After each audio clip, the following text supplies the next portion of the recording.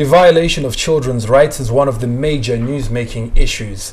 On a typical day in an edition of the newspaper or an electronic broadcast, you'll be hard-pressed not to find a story on defilement of a child or other forms of child sexual abuse. Now, for the past 2 or 3 years, defilement has featured prominently on the annual police crime report as one of the most prevalent crimes reported countrywide. Panos Eastern Africa, a regional information and communication for development NGO working in the East and Great Horn of Africa today, held a stakeholders forum to discuss issues of child sexual abuse and exploitation as part of a project dubbed Creating Media Visibility for Vulnerable Children in Eastern Africa. Stakeholders include civil society organizations working on child protection issues, the police and media, and government line ministries. Joining us tonight in the studios is Pauline Okoth from the Panos Eastern Africa. She was involved in a Panos study on child sexual abuse. Welcome to NTV11, Pauline. Thank you very much. Great to have you here. Thanks. Let's begin by looking at the study which you were involved in. What was the methodology used? Which countries were covered? This study was basically reviewing literature on child sexual abuse in Kenya, Uganda, Tanzania and Ethiopia. So we got together different pieces of literature on different forms of child sexual abuse and different actions that have been taken to mitigate child sexual abuse in different areas in this country.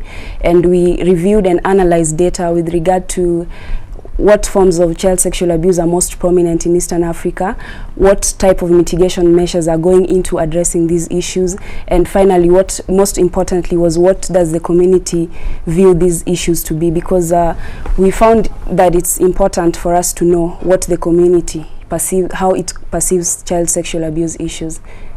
Let's take a look at some of the forms of abuse. Obviously, I mentioned earlier, defilement is one of the major one, if not the major one here in Uganda. Is that common across all the other East African countries? Yes, according to this study that we did, child defilement is common. It's cross-cutting in Kenya, Uganda, Tanzania and Ethiopia. And the other forms of child sexual abuse that are also coming in, which are less known, are like child pornography. This is where a child is either exposed to pornographic material or is made to be part of a pornographic film. And the other form that is also less known is when a child is, sexual abuse to a child does not necessarily mean defilement. A child can also be sexually abused when they're touched indecently. And this is a kind of sexual abuse that most children go through even without them knowing. Because when it gets to a point that a child has reported that I was abused, mostly it's defilement. But cases of indecent touching is not, even children themselves don't know that that is child sexual abuse. So it's still on their down low somewhere. People don't know about it. Not being reported. Yeah. You mentioned community, and obviously this was a major focus of your study. In Uganda, we've seen cases, particularly in the rural communities, where poverty has played a key role in cases of defilement. Parents and guardians willingly give their daughters away, and then they get defiled or sexually abused because they're so poor and because they're getting something in return. How prevalent is that, and how can it be addressed? I mean, people are still poor and will look for a way to make ends meet.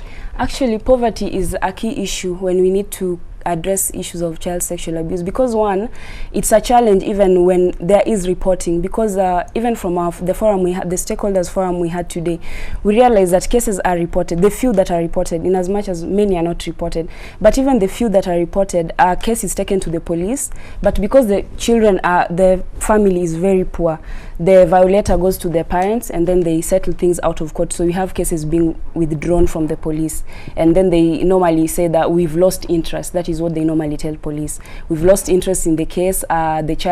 Sometimes a child is like 16 years old. So when they negotiate out of court, they actually come and tell the police, no, this lady, especially with girls, this one is 18, she's 18. So she knew what she was doing, and in some extreme cases, they even convinced the child to say that this is my boyfriend, or I have a relationship with this person. So poverty is at the center stage of this, because even in cases where children are not defiled, they actually go out there into prostitution because they need money. And especially the most vulnerable children are the ones who are in single parent families or who are orphans. They need money, they need clothes, they need food, they need shelter. So in some cases they either go to the streets and they get violated from the streets, or they stay within their households, but then they solicit for money, and they normally have to give sex in exchange, especially for girls. So my question to you, I mean, you're meeting here, you've identified some of these problems through your study. What are the solutions, or what are you doing? As Panos Eastern Africa, our work is to communicate these issues of development and attract action. So part of what led to our stakeholders forum today, we were training the media to report these issues, because when they report them, they put them out to the wider community, then they attract action, even to a greater extent, so that the family does not even have the option of settling out of court. Yeah, so we've trained the media as a civil society organization. That's the part we play. We train the media to report on these issues and put them outside there. But then the other role the other solution that we are bringing to these issues of child sexual abuse is that we are educating children themselves. That when someone does this to you, that is abuse, and you should be able to report either to your teacher or go to the police. Yes. Issue of teachers. Teachers are themselves some of the biggest culprits of defilement. So it's not just at home, but even at school, where these children are facing it. Not very easy indeed. So with actually there are structures within the schools that have been laid. There are counseling in most schools. There are counseling centers within these schools. So it normally becomes very tricky when the people in authority are the ones who are abusing the children, not only in school but even at home, because of the societal values.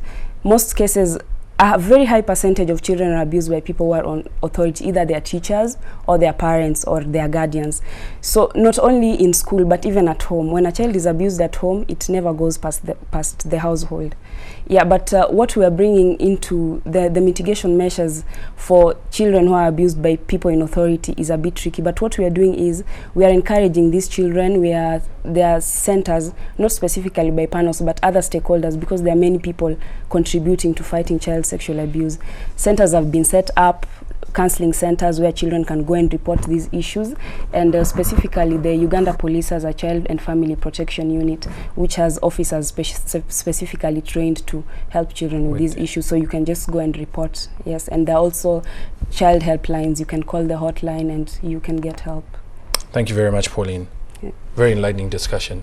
I've been speaking there to Pauline Okoth. She's from Panos Eastern Africa. That is a group that is involved with child sexual abuse within the region. They've been conducting a workshop conference here in Uganda, and we've been talking about some of the findings of a study that was conducted across the East African region, and more importantly, some of the solutions that can be found to these problems that continue to befall young children, particularly defilement here in Uganda and elsewhere.